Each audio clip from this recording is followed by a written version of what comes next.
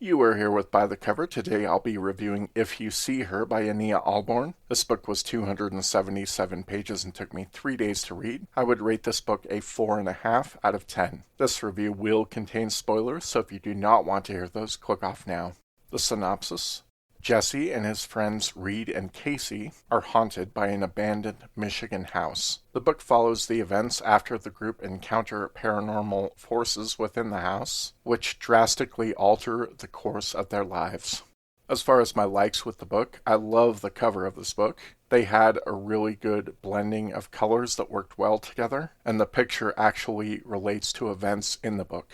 There were several scenes in the book that I really enjoyed and thought were done very well. The scene where Casey and Jesse returned to the house 20 years later, the climax of that scene was very, very good. I love the scene with Jesse and his wife in their car after they attended the restaurant, and also the scene where Jesse is talking to Father Donner in the church later in the book. And lastly, I really like the ending of this book. I think overall, as a parallel theme, this book tackles how grief, depression, and or addiction can have a great impact on you and negatively affect your life. I thought for the most part, the stronger scenes were propped up by a pretty good antagonist. The environment was done really well and was genuinely creepy. I did really enjoy Georgina as an antagonist.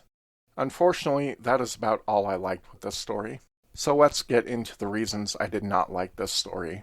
The book strikes me as a cross between Stephen King's The Shining and The Exorcist by William Peter Blatty. I'm not quite sure how you say his last name, so apologies. From the Shining perspective, it is tackling the same themes with addiction, with a dash of haunting. Also, the trope of an author using a location to write a book was a primary theme in The Shining, and it is a primary theme in this book as well. Stephen King has made me really grow to hate this trope, as he does it so often. I found it as a very uninteresting plot device in this story. On the Exorcist side, well, we have pretty much the same plot points as that story. A little girl is possessed, and the parents seek help for her via medical means and religious means. So I didn't really find the plot of the story or the themes it tackled very original.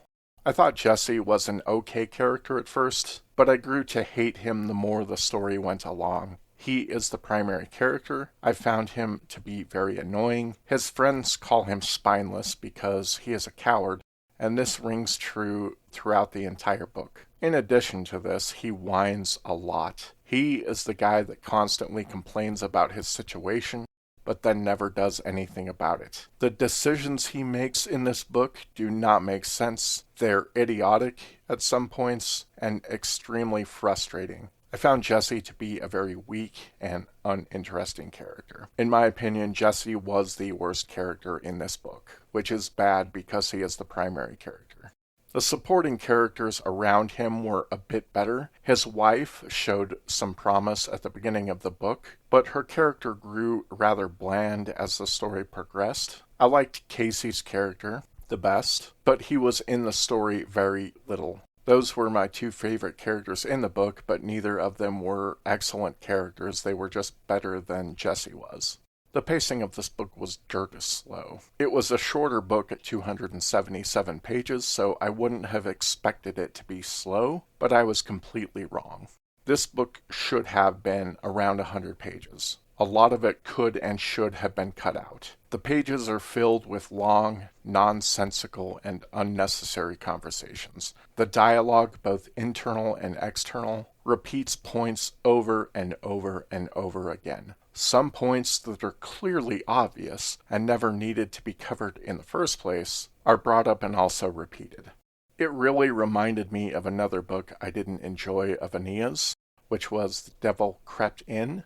The pacing on that book was also horrible and had very long, drawn-out external and internal dialogue from the main character. However, in that book, the primary character was impaired with a disability which caused his communication issues. So in that book, I somewhat gave it a pass, but in this book, we don't have any excuse like that, so I do not give this book a pass. The ending was very predictable, especially if you've read a bunch of Ania's other works. I still like the way the book ended, and the execution of it was decent, but I could see it coming a mile away. Overall, this is probably my new least favorite Ania Ahlborn book. I found it fairly boring, minus a few very well done scenes, but the highlights couldn't outweigh the negatives on this one for me.